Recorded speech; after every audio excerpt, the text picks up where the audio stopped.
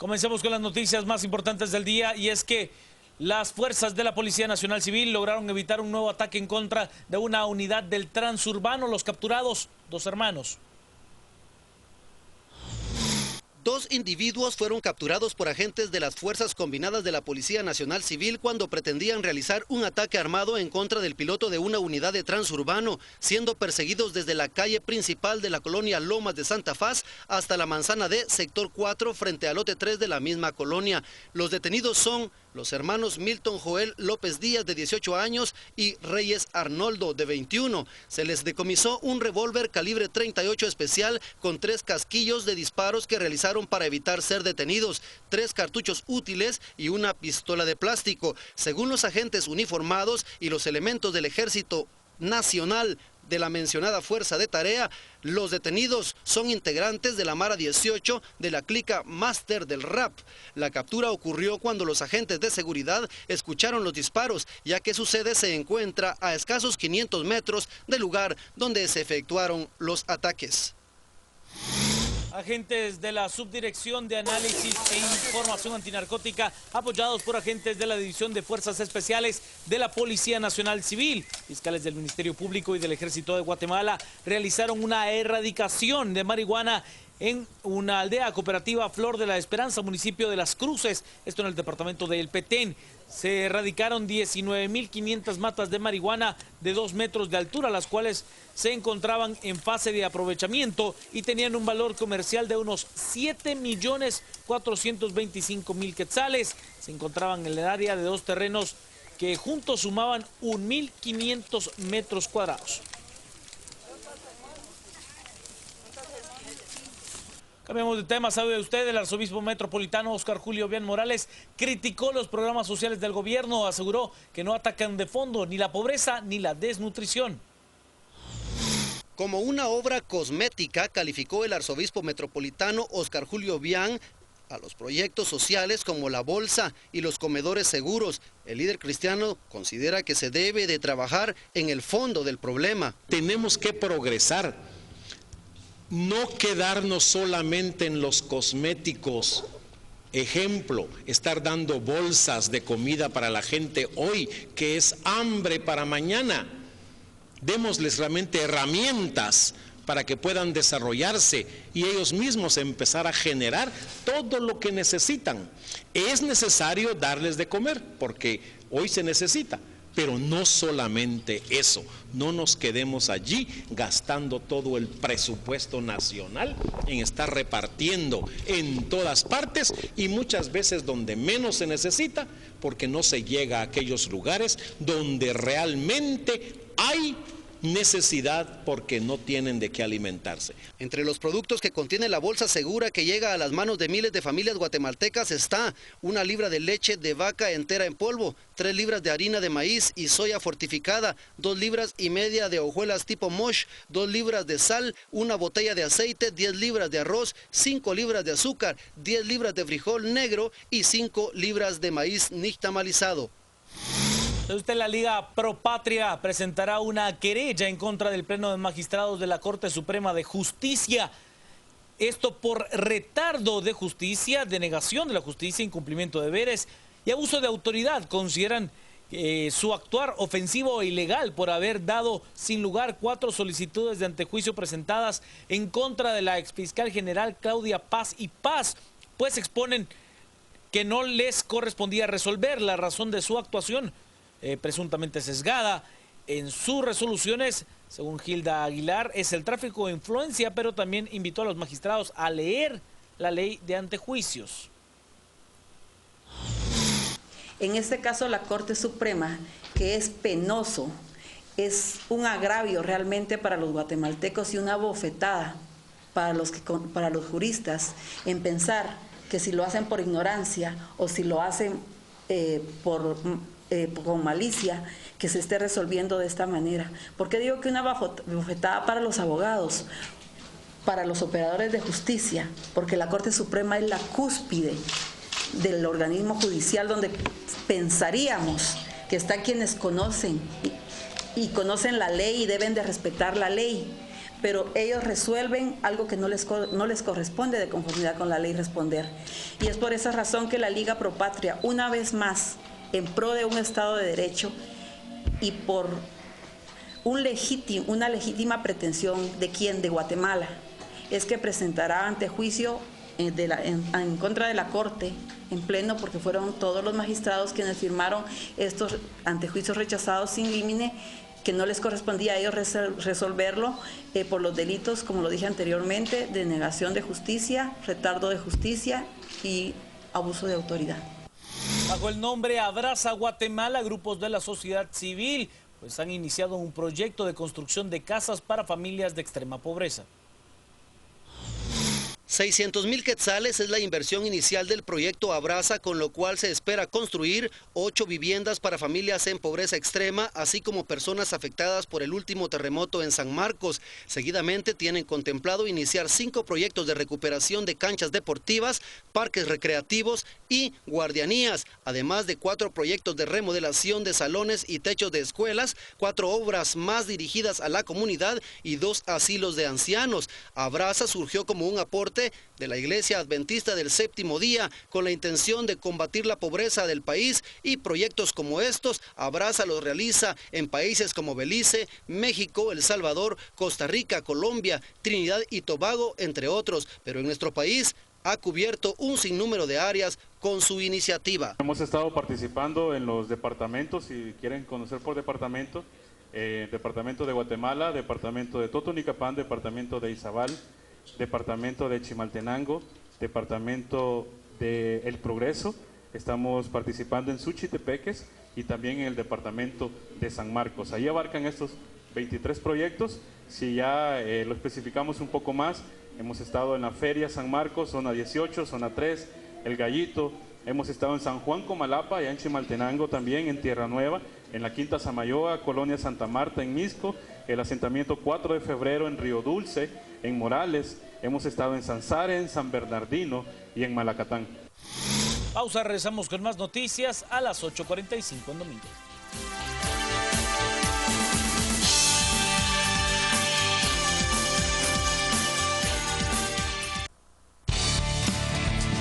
De la situación humanitaria en Gaza. De regreso en Guatemala, ¿sabe usted? La comunidad palestina radicada en nuestro país manifestó que durante el ataque que se está teniendo por parte del ejército de Israel en la franja palestina de Gaza han muerto cientos de niños, mujeres y ancianos.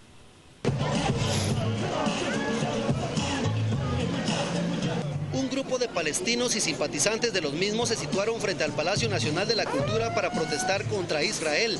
Aseguraron los inconformes que tan solo en 20 días de haber iniciado los bloqueos por parte del país mesiánico, se encuentran sin ningún tipo de servicio básico como energía eléctrica, agua potable, combustibles ni comida, y han muerto a manos del ejército de Israel 218 niños, 87 mujeres, 48 ancianos, 147 víctimas sin identificar y 549 hombres, haciendo un total de 1.049 muertos. Esto más 6.000 heridos, entre ellos también una gran cantidad de niños, mujeres y ancianos. Somos aquí en contra de el genocidio de Israel contra agentes civiles.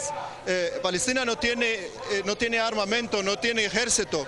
Están haciendo una guerra contra civiles nada más, matando gente, y han asesinado ahorita más de 1.000 personas y más de 5.000 personas heridas. La mayoría son niños. Que Gaza tiene un bloqueo, no dejan ni entrar ni salir, ni medicina, ni comida, corriente eléctrica, gas, combustible, y del lado de Egipto también le cierran el bloqueo porque hay líderes árabes musulmanes que por conveniencia de poder tampoco apoyan a sus hermanos palestinos. Aseguran los manifestantes que Israel cuenta con más de 3 millones de combatientes, más de 3.000 tanques y 680 aviones de guerra, mientras que los palestinos no poseen ni ejército, ni tanques, ni aviones. Y el arzobispo metropolitano Óscar Julio Viernes Morales hizo un llamado a terminar con la guerra y la inclusión del ejército de Israel en Palestina. Él abogó por el bienestar de la población civil. El arzobispo metropolitano Oscar Julio Bián expresó su posición con relación al conflicto en el Medio Oriente, explicando que en este caso es recomendable el diálogo, pero no en medio de los ataques bélicos, sino antes de emprender acciones. El líder cristiano aclaró también que considera que en este caso especial Israel debe tomar las consideraciones necesarias, sabiendo que superan al enemigo en número y armamento. Necesitamos más diálogo, pero no el diálogo directamente ya con la invasión o con tener que atacar al otro país. Tenemos que sentarnos y platicar y dialogar de las dos partes. Eso sí, yo creo que aquí debería ser más consciente el pueblo judío, porque tiene más posibilidades que el mismo pueblo palestino. Y agentes antinarcóticos realizaron varios operativos de supervisión y control en expendios de bebidas alcohólicas y combate al narcomenudeo en varios centros nocturnos y discotecas ubicadas en las zonas 10, 9, 4 y 6 de la ciudad capital. En un negocio ubicado en la zona 6 se capturó al nicaragüense Carmen Reinaldo Silva Matamoros, de 58 años, sorprendido cuando vendía 7 cápsulas con cocaína a los usuarios del centro nocturno y de prostitución. El pasado viernes, en horas de la noche y la madrugada, se capturó a 2 personas más vendiendo droga y a turistas extranjeros y nacionales en las afueras de las discotecas de Antigua Guatemala, esto en el departamento de Zacatepeques.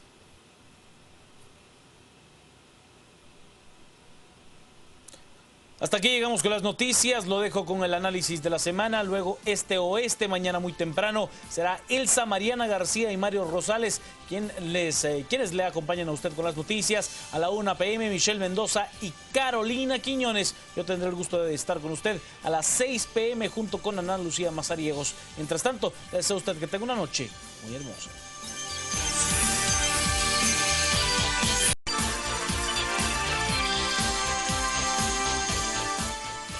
Buenas noches y bienvenidos. Hoy es el domingo 27 de julio. Es un gusto estar con ustedes y presentarles lo más relevante ocurrido a lo largo de la semana y lo que está por venir en los siguientes días. Claudia Méndez Arriaza, buenas noches. Hola, ¿qué tal? ¿Cómo están todos acá? Pablo Hurtado, bienvenida. Buenas noches, ¿cómo les va? Y hoy nos acompaña y le damos la bienvenida también a Filip Chicola. Muchas gracias por acompañarnos. Bienvenido, Filip. Buenas noches. ¿Mucho que discutir en esta noche? No, muchas gracias por la invitación. Siempre un gusto venir a hacerla de banca derecha. A pelear con ustedes.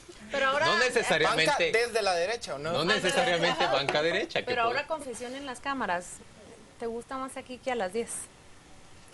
Son diferentes dinámicas. Son diferentes dinámicas. La diplomacia ante todo. Ajá. Sí, verdad. Muy diplomático, Filip. Miren, vamos a arrancar discutiendo de un tema que verdaderamente llama a la polémica. Lo voy a plantear de esta forma.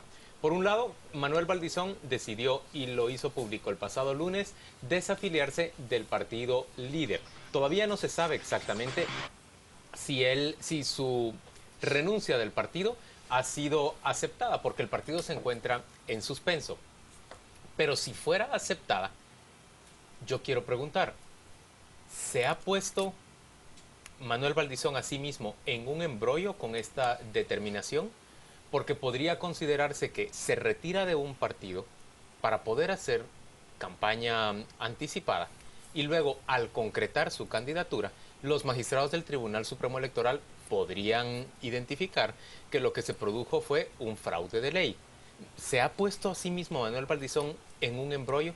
¿Le convendría más que los magistrados no terminen aceptando esa desafiliación suya por el hecho de que su partido se encuentra suspendido por no haber acatado las disposiciones del TSE respecto a la campaña anticipada? Planteo de esa manera la primera discusión, pero una paralela tiene que ver con Alejandro Sinibaldi y la decisión de la Inspección General del Tribunal Supremo Electoral al decir que las apariciones públicas del señor Sinibaldi, toda vez que no tengan una identificación de partido, son válidas. Por supuesto, sus contendientes, empezando por Manuel Valdizón, consideran esto una ventaja inapropiada para quien sería el precandidato oficialista. El propio presidente Otto Pérez Molina nos ha respondido a Pablo Hurtado y a mí el día lunes, aquí a las 8:45, que no cabe la posibilidad de que haya otro candidato a la presidencia que no sea el señor Sinibaldi. Y sin embargo, él también ha respondido al cuestionamiento de, entonces,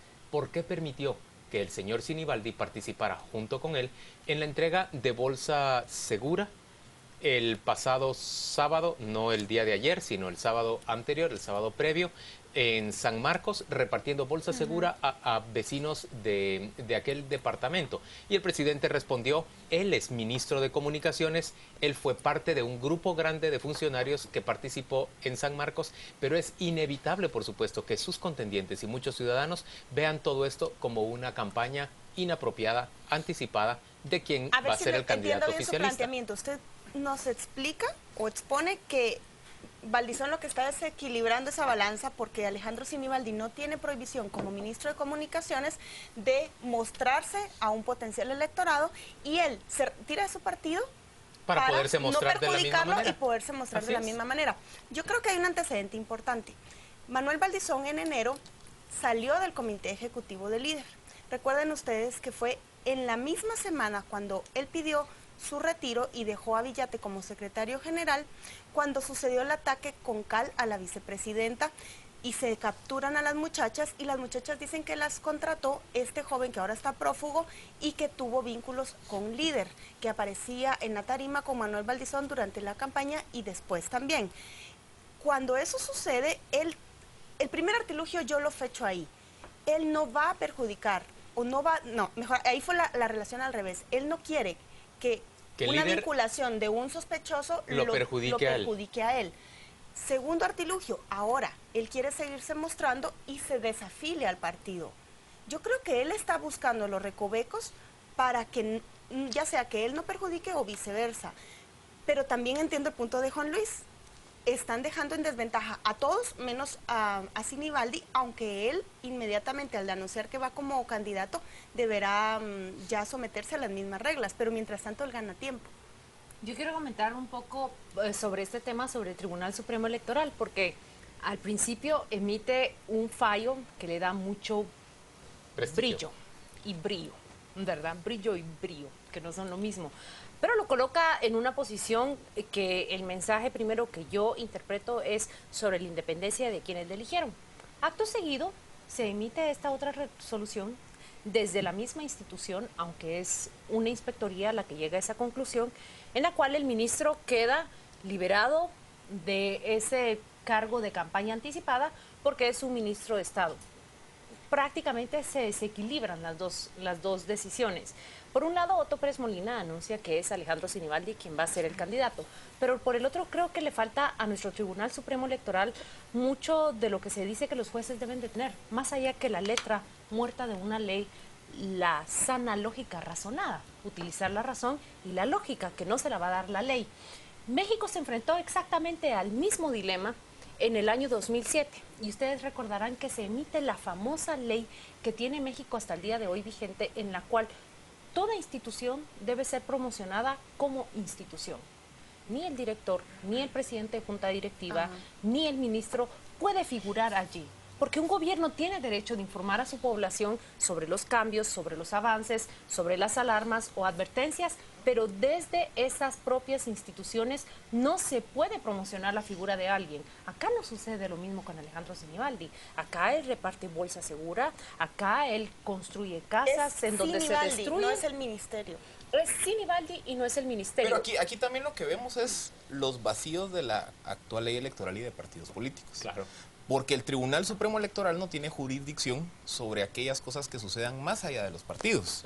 Y en el estricto sensu legal, Alejandro Sinibaldi nunca se ha puesto una camiseta naranja para ir a entregar bolsa, para participar en los mitines, etcétera, etcétera. Él lo hace desde su puesto como ministro de Estado.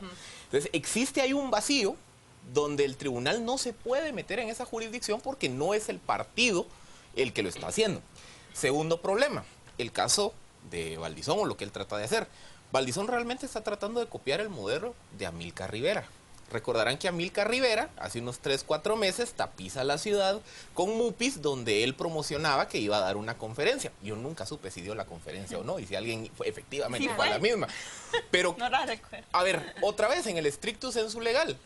Él no está haciendo campaña, está vendiendo una conferencia. Pero entonces el Tribunal Supremo Electoral no puede sancionar de alguna manera La ley es clara, lo comprendo, es que y entiendo el vacío legal. Si lo hacen, esa decisión se vuelve susceptible de una impugnación. Y la impugnación en ambos casos va... la legal. Sí, pero por ejemplo, en el caso de un Amílcar Rivera, que no estaba haciendo publicidad como partido, sino como individuo, de una actividad. Eventualmente la protección a sus derechos, la protección tutelar, le iba a beneficiar. Yo creo que Valdizón, cuando se dio cuenta del problema que genera la suspensión temporal del líder, él dice, yo necesito mantenerme vigente. Entonces voy a explotar ese vacío de la ley. Mismo vacío de la ley que explota Alejandro Sinibaldi en el Ministerio de Comunicaciones. Filipe y Claudia, ¿no creen que el tribunal, para equilibrar, pudo haber sugerido que, aunque la ley no lo faculta, sí considera que el gobierno debe abstenerse de promocionar al ministro cuando públicamente ha dicho la vicepresidenta que en términos reales el candidato? tribunal no se ha impuesto sobre este tema. El que se ha expresado en este momento es la inspectoría, y yo entiendo que los magistrados creen que debe haber una impugnación sobre esa decisión de la inspectoría para que ellos puedan expresarse al respecto y entonces salir a hacer... Bueno, de hecho ya aparecieron hoy unos candidatos diciendo perdón, unos abogados que entiendo que son los mismos que nos han demandado a nosotros en Contrapoder, que han aparecido ahora impugnando o más bien denunciando a Alejandro Sinibaldi como alguien que está realizando campaña anticipada. Entonces me parece que eso le va a dar ocasión al TSE para expresarse. Pero yo quiero plantear un punto. Creo que los aspirantes a la presidencia en estas siguientes elecciones están llevando al límite y están poniendo en un severo riesgo el sistema completo del cual ellos se benefician. Por un lado, Manuel Valdizón, porque con estas trampas y truculencias está tratando en realidad de sacarle la mayor raja a lo que él sabe que es una burla a la ley.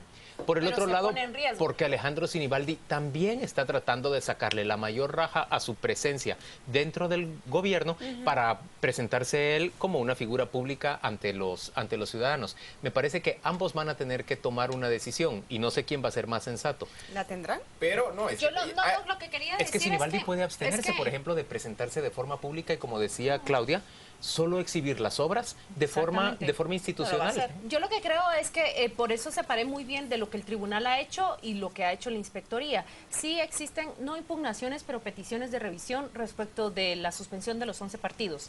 Entiendo también que ese tribunal está dividido en torno a la discusión sobre Alejandro Sinibaldi, ministro publicitado, sí o no. Pero ya veremos cuando a ellos les toque resolver la impugnación. Sobre lo de Valdizón, yo simplemente quería agregar lo siguiente, y este es un elemento de análisis, a ver cómo lo ven ustedes. Prácticamente el ejercicio de Valdizón, más allá de lo que ustedes han dicho y que yo comparto completamente, se nota cómo es de fácil y de práctico, digamos, en el sistema guatemalteco, que el candidato o precandidato se desligue completamente del partido.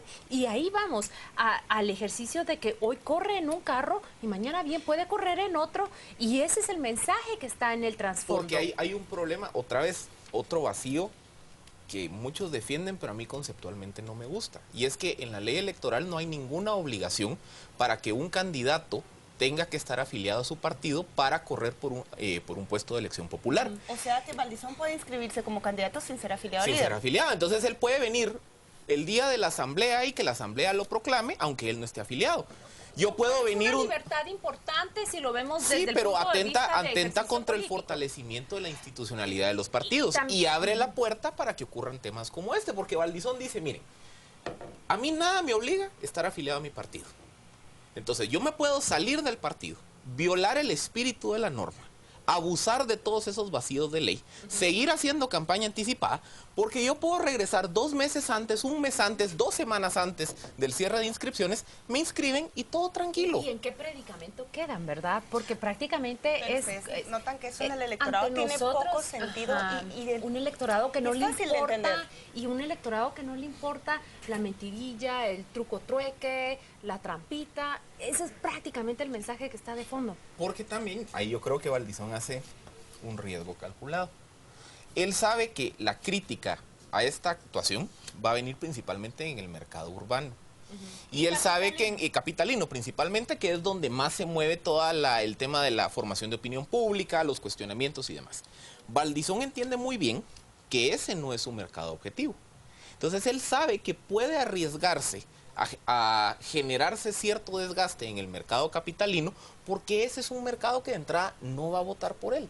Pero él se necesita mantener vigente en el interior del país, un mercado en donde no necesariamente el desgaste le va a pegar por estas decisiones que está tomando. Planteado en esos términos, entonces, ¿te parece un error, por ejemplo, de Amílcar Rivera, haber abandonado la posibilidad de ser ungido por el Partido Unionista como candidato a diputado en Misco, que es un municipio conurbado con el de Guatemala, y en cambio irse como candidato por líder?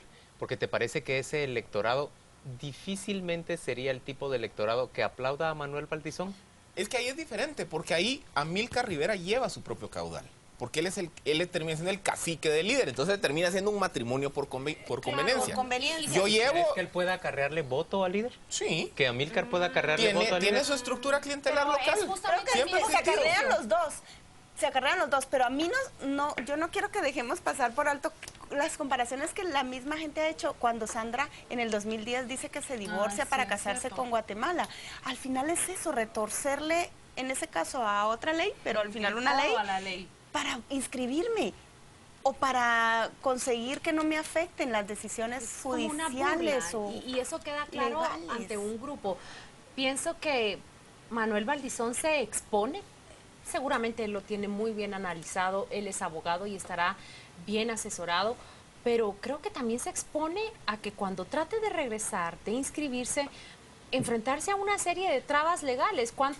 Los políticos están repitiendo que estas elecciones primero se deben librar en ese campo jurídico. ¿Cuánto se expone él con este movimiento? Una última pregunta. ¿Y si Alejandro Sinibaldi está haciendo algo inapropiado, según ustedes, presentándose junto a la obra? ¿No creen que es exactamente lo mismo lo que hace el alcalde Arzú y muchos otros alcaldes de todo el país, presentándose a lo largo de los 4 años de su gestión en televisión abierta, en diferentes espacios, en radio? ¿O Luis Rabé? Por ejemplo. Bueno, pero Luis Rabé no ostenta...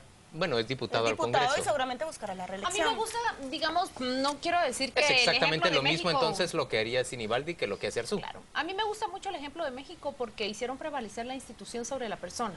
Es tu municipalidad la que está haciendo esto, es tu Ministerio de Comunicaciones quien está llevando a cabo esto, es tu Presidencia de la República, es tu Vicepresidencia. Pero mira también cómo eso se puede truquear. Pones Ministerio de Comunicaciones y la foto del ministro Sinibaldi sonriendo. En la ley se eliminó, en el caso mexicano se eliminó la figuración de cualquier persona, fotografía o imagen. Es un mal que se materializa en toda la sociedad guatemalteca. Obedezco, pero no cumplo. Así es. Obedezco el carácter de la letra muerta de la ley, pero no cumplo su espíritu. Eso hace Sinibaldi, eso hace Valdizón, eso hace el alcalde Arzú y eso hacen 1001 personas en su día a día. Vamos a la pausa comercial, gracias por acompañarnos, lo esperamos, siga en nuestra sintonía, volvemos dentro de muy poco.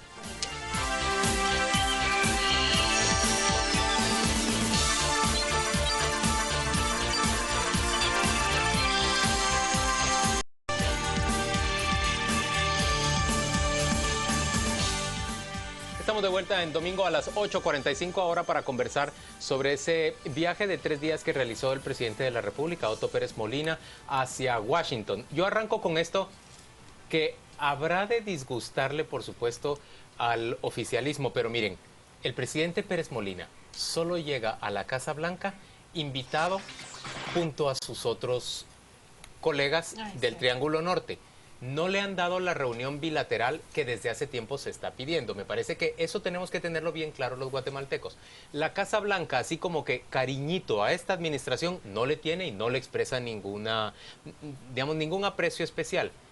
Ha llegado el presidente Pérez Molina junto a Juan Orlando Hernández de Honduras y junto a Salvador Sánchez Serén de El Salvador. Se han reunido con el presidente Barack Obama para escuchar de voz suya lo mismo que se ha escuchado durante los últimos días, es decir, no se logra cambiar la opinión al presidente Obama sobre la necesidad o la petición centroamericana de que los niños que llegaron no acompañados a Estados Unidos permanezcan allá. El presidente Obama ha vuelto a decir que ellos van a ser sometidos, por supuesto, a proceso, van a tener derecho a los recursos legales que les ofrece la legislación estadounidense, pero que lo más probable es que sean todos deportados. Aquellos que no califiquen serán deportados. Luego se ha conocido también que hay un proyecto de la administración demócrata para evaluar, esto lo ha anunciado el diario The New York Times el jueves último, para evaluar si los niños de un país centroamericano como Honduras pueden ser objeto de una figura de refugio para ser recibidos legalmente en el territorio estadounidense. Primero, revisado todos sus casos desde sus países de origen. Primero en Honduras, y solo si fructifica el caso de Honduras, se tendría en cuenta a los de El Salvador y a los de Guatemala. Esto es en dos platos. En realidad se obtiene muy poco de esa visita. Sí, claro, se les recibe en la Casa Blanca. El vicepresidente Biden les ofrece un almuerzo o una cena, algo por el estilo. Y por el otro lado, el presidente del BID les dice, miren, aquí yo tengo $2 millardos, una línea de crédito para el norte de Centroamérica que puedo empezar a tramitar para ustedes. Por supuesto, compromiso de Estado, pagar esos $2 millardos para atraer fondos a la región y generar lo que el presidente Pérez Molina pedía que fuera un plan estadounidense y no un préstamo, sino un medio de cooperación como el que se realizó con el Plan Colombia o el Plan Mérida. Incluso del Plan Colombia directamente. Y yo creo que lo que tengo que decir sobre esa postura es crítico por una razón, porque están enfocando desde su discurso presidencial, desde su discurso oficial, el problema como un problema de seguridad únicamente. Y este no es un problema de seguridad, esto es un problema social, de desarrollo humano, sobre todo. Se oye hablar de persecución hacia los coyotes, se oye hablar de retener desde la frontera, pero se oye muy poco sobre las perspectivas que se pueden desarrollar acá para desalentar esa migración. Mi postura es, la migración es un derecho humano. La catalogo desde ese punto de vista. Es un derecho humano y creo que una persona cuando se decide mover de un lado para otro tiene total libertad. Debe tener total libertad. La clave es desarrollar las condiciones. Pero le admitís a los estados que también ellos tienen soberanía, derechos soberanos de decir a quién quieren recibir y a quién no. Mira, por esa razón es que me llamaba mucho la atención cuando empezamos a hablar del tema, la primera postura de Pedro, no está aquí, pero cuando él habló sobre la configuración de fronteras y estados y que empezó a ponerlo en tela de duda, digamos, ¿quién lo define? ¿Para qué se define? ¿Y cómo un estado se puede abrogar, digamos, el Por derecho? Dios santo, pero ese es el anarquismo libertario que yo conocí años atrás, como aquella utopía de derecha, de izquierda también. Tampoco es anarquismo. Lo que yo te quiero decir es que un ciudadano, una persona, no se mueve de un lugar mientras está bien en ese lugar. Es que hay una realidad. Y es que el sistema tradicional de estados está quedando obsoleto. Hoy estamos moviéndonos hacia un modelo más de carácter multilateral o supranacional, global, donde al final de cuentas hoy las instituciones que dictan muchas de las políticas son instituciones internacionales, donde la evaluación viene desde afuera, donde las funciones tradicionales de las fronteras, aduanas, migración, cada día se están volviendo anacrónicas. Sí, entonces, ¿qué es lo que ocurre? El mundo va hacia ese camino. No hemos llegado a él. Los estados todavía tienen el derecho soberano de decidir quién entra y quién no entra en su estado. Pero yo lo que quiero ver es desde el otro lado de la moneda, porque aquí le seguimos endilgando a Estados Unidos, es que usted no recibe, usted no hace, usted hace. Veamos el caso de Guatemala. En Guatemala, el mayor interés de política exterior debería de ser tener bien a nuestros migrantes en Estados Unidos. Eso implica tener una buena relación con Washington, y eso no se ha tenido. Entonces, después de todo esto, ¿qué vamos a tener? Salvador con un TPS, Honduras con un estatus de protección temporal para los migrantes y Guatemala, nada. ¿Qué es eso? Mala planificación de política exterior. Lo que hace la mano derecha de proponer despenalización, pelearse con Washington, el tema de la fiscal general, hoy nos están pasando la factura. Yo entiendo lo que vos decís respecto a política exterior, pero es que en términos reales nuestro esfuerzo nacional tendría que estar centrado en mejorar las condiciones de vida en Guatemala. Sí. Y señores, vemos a un gobierno que recorta fondos para programas de extensión de cobertura de salud primaria en muchas regiones del país. Por favor, ahí lo que estamos diciendo es no tenemos ningún interés de dedicarnos a esa ciudadanía. Pero también, si yo no tengo la capacidad de generar esas condiciones de desarrollo, no te peleas con el que está recibiendo a tus migrantes. Es que ahí es donde creo yo que también fallamos en materia de política exterior. Nos está devolviendo. Miren, a mí me cuesta entender el lenguaje de esas reuniones, porque a veces particularmente siento que dicen lo obvio y no dicen nada. Cuando Obama les dice, prepárense para recibir a los niños porque van a seguir llegando, y también les dice, preparen un plan a mediano y largo plazo para el tratamiento y manejo de migrantes en general, y los presidentes piden 2.000 millones de dólares para mejorar la seguridad y evitar la formación de pandillas. Miren, yo llego a 3 conclusiones. Los niños van a seguir llegando. Los problemas de fondo que originan la salida de migrantes en Guatemala van a seguir estando, con o sin esos 2.000 millones de dólares. Y la otra es que van a seguirlos deportando. No hay manera de que ellos se queden allá, sobre todo porque ahora ya están los focos puestos sobre estos niños. Y si antes los llamaban a los padres, ahora está tan claro que nunca van a presentarse ante un juez y que van a quedarse viviendo en Estados Unidos, que con más celeridad los van a mandar. Me parece que a mi canciller me dijo algo, las reuniones, lo importante no pasa en las reuniones, pasa antes o después. Y yo todavía no veo qué es lo importante de esa reunión con Obama. Creo que todavía no nos hemos dado cuenta si es algo importante que es lo que va a pasar ahí. Señores, tenemos que ir a la pausa comercial, volvemos dentro de muy poco.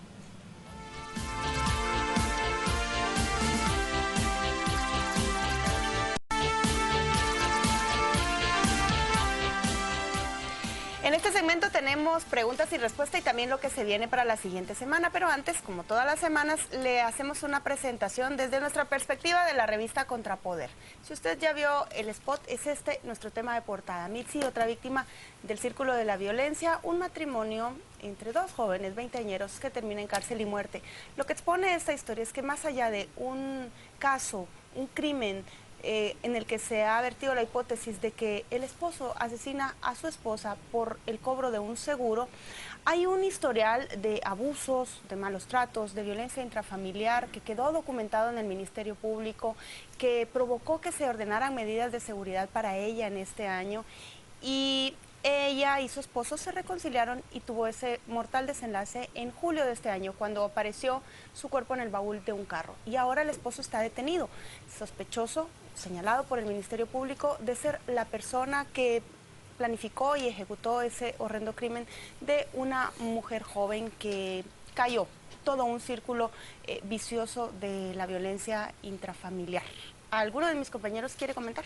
A mí lo que me parece más importante en este reportaje es que se logra constatar que el Ministerio Público tiene un antes y un después del caso Sicavisa, que el Ministerio Público en esta ocasión actuó con gran diligencia y que al mismo tiempo que desarrollaba la línea de investigación a partir de la denuncia que planteaba Bani Zambrano respecto del presunto secuestro de su esposa, empezó a identificar elementos que hacían al mismo señor Zambrano sospechoso y tendieron no solo un mecanismo para poder encontrar indicios y evidencias en contra suya y solicitar su orden de captura, sino también una serie de medidas para evitar que él pudiera alzarse con bienes, huir del país y simple y sencillamente evadir a la justicia. A mí me parece que ahí vemos un sistema, un ministerio público bastante más eficaz que lo que conocíamos. Yo comparto contigo exactamente esa posición. De verdad es un logro del Ministerio Público reenfocar sus investigaciones y reenfocar especialmente la conducta del investigador en este tipo de casos. Pero creo que aún hace falta en estos casos, porque lo he dicho ya en una ocasión, pero lo quiero volver a decir otra. El sistema no se termina con una persecución jurídica y en este caso penal. El sistema es que cuando una mujer llega y empieza a denunciar que es víctima, que existan las condiciones para que ella pueda salir de inmediato de ese círculo que es mortal. Claro, ¿A qué me refiero? Se concrete el asesinato. A la seguridad económica, a la seguridad psicológica, a la seguridad emocional y sobre todo desarrollar un sistema que les permita a ellas, junto con sus hijos, salir, reubicarse mientras se ponen a salvo. También considero que hay casos, conozco uno personalmente, que se pueden enderezar y reconstruir, pero requieren muchísimo tiempo, ¿verdad? Y que ojalá que se contara en sistema público y sistema privado con toda la capacidad para atenderlos. Yo creo que también estamos viendo un efecto positivo a nivel institucional del caso Sicavisa. Sí, así es. Porque al final la inmediatez después de la desaparición de la víctima, pues comparte muchas características similares con el caso Sicavisa. Entonces yo creo que también institucionalmente el Ministerio Público aprende la lección a decir, crucemos todas las hipótesis de investigación, no nos casemos exclusivamente con la denuncia de desaparición, porque pues, ahí hay un caso de alto impacto que ha generado pues una serie de críticas a la institución por haber sido mal manejado. Entonces yo creo que hay ejemplos de cómo un caso tan polémico, tan doloroso para la familia Sicavisa en general, pues parecía haber tenido un efecto institucional, un efecto positivo de mediano plazo. Y lo último que digo yo, es una gran historia, usted la tiene que leer. Por supuesto, es una historia cargada de detalles sobre desde cómo se conocen esos muchachos, cómo se desarrolla su relación. Es tristísimo. ¿Y cómo confluye todo en esto? ¿Y cuántas cosas apuntaban a que se iba a terminar mal? ¿Cuántas mujeres podrán identificarse, y cuántos hombres también, identificarse con patrones de conducta que son tan perniciosos? Bueno, lo que se viene esta semana. ¿Qué se viene esta semana? Vamos a tener el reinicio del periodo ordinario de sesiones en el Congreso de la República, el cual durará desde los primeros días de agosto hasta el 30 de noviembre. La pregunta del millón es: ¿qué temas encabezarán la agenda? Pero sobre todo, ¿qué temas ven ustedes que puedan ser aprobados? Hay algunas leyes ahí, la ley electoral y de partidos políticos, la ley de inversión y empleo. Es que yo aquí haría un ejercicio, Filip, para contestar la pregunta. Si yo fuera del Partido Patriota, tendría claro que, digamos, todas esas propuestas de préstamos inmediatos que se requieren para financiar al Estado son la prioridad. Si me encontrara del lado de la bancada del líder, haría promover esas leyes de las cuales han estado hablando y que han puesto en tela de duda la intención del líder de promoverlas, pero, por ejemplo, una ley de transparencia a cambio de apoyar otras medidas de otras iniciativas de los patriotas, o, por ejemplo, la pena de muerte. Si perteneciera a la bancada Todos, Creo, UNE y demás, por ahí tengo mis dudas qué es lo que ellos quieren promover. Al pelotón de pequeñines. Eso es lo que le puedo decir. Depende. Me puedo poner la camiseta como los tránsfugas y jugar a decir que me importa. Que ni líder se va a esforzar demasiado por sus iniciativas de ley, ni el Partido Patriota se va a esforzar por otra cosa que no sea específicamente el tema de los préstamos. Ahora, sí veo un fuerte impulso y una buena capacidad del sector privado organizado por conseguir que Patriotas y Líder converjan para aprobar la ley de inversión y empleo, aunque ha sido objeto de tanto cuestionamiento y de tanta crítica desde el plano intelectual, desde el plano político, desde el plano académico. Me parece a mí que esa ley sí se va a terminar aprobando en este segundo periodo ordinario. Yo creo que Filip tendrá un pronóstico más detallado que nosotros, porque la pregunta yo creo que es más para ti. ¿Yo qué veo? Creo que me gustaría que la reforma a la ley de electivos políticos estuviera encabezando esa agenda, pero lo veo poco probable. Van contra el tiempo y sería la prioridad. Me parece que la ley de inversión y empleo va a haber mucho cabildeo para que la incluyan, y van a empezar ya las negociaciones para empezar a negociar el presupuesto del otro año y la junta directiva. Le pongo y los préstamos también. Mi guinda al pastel. Por supuesto. Yo creo que vamos a ver un periodo legislativo caracterizado por un bipartidismo imperfecto, porque la única forma de que este Congreso mueva algo en lo que queda es que el líder y Patriota, que en conjunto suman 102 votos, se alineen. De acuerdo en algo. Si ellos no se alinean, aunque el líder y los chiquitos, o Patriota y los chiquitos, formen un bloque, no llegan a los 105 votos que necesitan para suspender y aprobar otro tema. No se ponen de acuerdo donde hay plata. Es que ahí es donde vamos a darnos cuenta que el problema del Congreso no es tener 10 partidos, porque teniendo 10 o 2, el modelo va a operar exactamente igual. Pero te digo algo, Filip, también está el escenario de que puedan promover y echar a andar iniciativas y propuestas, no de urgencia nacional. En los 105 votos nos estamos fincando únicamente en el fast track. Están los 80 votos, 3 lecturas y por ahí tal vez encuentran un camino. Pero para suspender la interpelación de estos 105. Esa es la llave. Solo para empezar con eso. Claudia Méndez, nos toca ya conocer de las preguntas sin respuesta. Sí, yo me recuerdo que cuando me pasaban los exámenes y yo estaba en la secundaria, difícilmente dejaba mis preguntas sin respuesta, pero aquí hay unas que sí, de verdad, cuesta encontrar explicación, o generalmente nos gusta generar suspicacia acá en esta mesa. Vamos con las preguntas sin respuesta. La primera se refiere a: ¿cuál fue la razón que llevó a Juan de Dios Rodríguez, actual presidente de la Junta Directiva del Seguro Social, a dar marcha atrás en ese contrato que se publicó recientemente sobre la contratación de una empresa para monitorear las redes sociales? Y una de las cláusulas incluía controlar específicamente las cuentas de redes sociales de periodistas y columnistas. Yo creo que tengo respuesta para eso. Yo también tengo respuesta. Públicamente dijeron que van a revisar los términos legales para que no se interprete como una censura a la libertad de expresión. Lo que no dijeron es que van a prescindir de esa contratación del servicio, que es lo que a mí me preocupa. No dijeron, vamos a dar marcha atrás, no, señores, nos equivocamos, estamos usando el dinero para algo que no es de nuestras funciones, sino que dijeron, lo vamos a hacer bien hecho. Yo no soy crítico necesariamente de ese tipo de contratos. Sí soy crítico de lo que veo como un concurso simulado. Me parece que todo apunta a que ya tienen escogido a quién le quieren dar ese contrato de monitoreo.